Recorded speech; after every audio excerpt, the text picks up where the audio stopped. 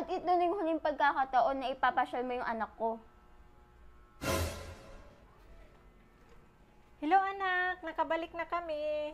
At saan naman kayo galing? Alauna na oh. Ang sabi ko, dapat alas 12 nandito na dapat kayo. Sorry anak, nag-enjoy pa kasi si Jaja sa playground. Bakit napakadumi niya? At ngayon ako pa magpapaligo sa kanya. Jaja anak, mauna ka na sa banyo, susunod ako. Opo, Mama. Anak, hayaan mo na, ako na ang gagawa. Paano kasi nung maliit ka pa, hindi man lang kita napasyal sa playground? Tapos, hindi rin kita mapapaliguan. Kaya masaya akong gawin, sa apo ko na yan. Hindi ma, ako nang gagawa.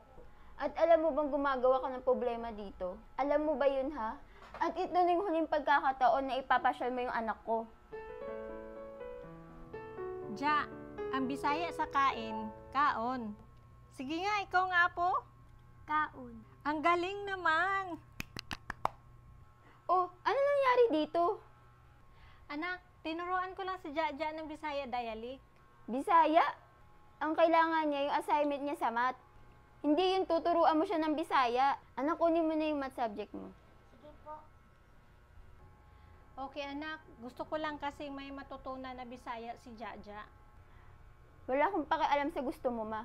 Kung inaakala mo nakatulong ka sa akin, hindi. Lalo mo lang pinabigat yung buhay ko. Lola, pwede niyo ba akong tabihan sa pagtulog?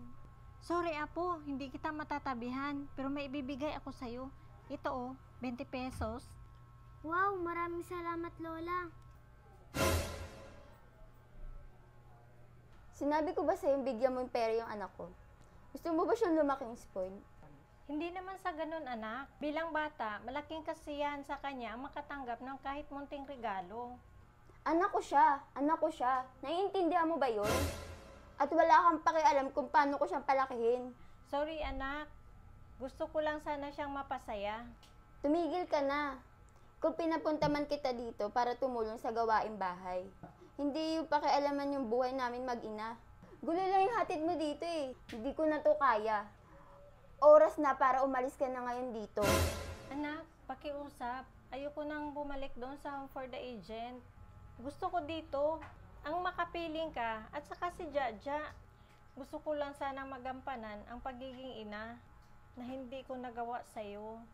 Ano yung ibig mo sabihin? Alam kong wala ako sa tabi mo habang ikaw ay lumaki. Nagumpisa ang lahat ng ito nung pumanaw ang itay mo. Durog na durog ang puso ko sa panahon na yun. Nagtrabaho ako araw at gabi. Kaya iyon ang dahilan na walan ako ng oras sa'yo noon. Lalo na sa panahon na gusto mong mamasyal sa palaruan. Durog na durog ang puso ko anak, natatanggihan ka. Hindi ko nagampanan ang pagiging mabuting ina. Hindi man lang kita mabilhan ng laruan na gusto mo. Dahil kapos tayo sa pera, hanggang natuto ka ng tumayo sa sarili mong paa.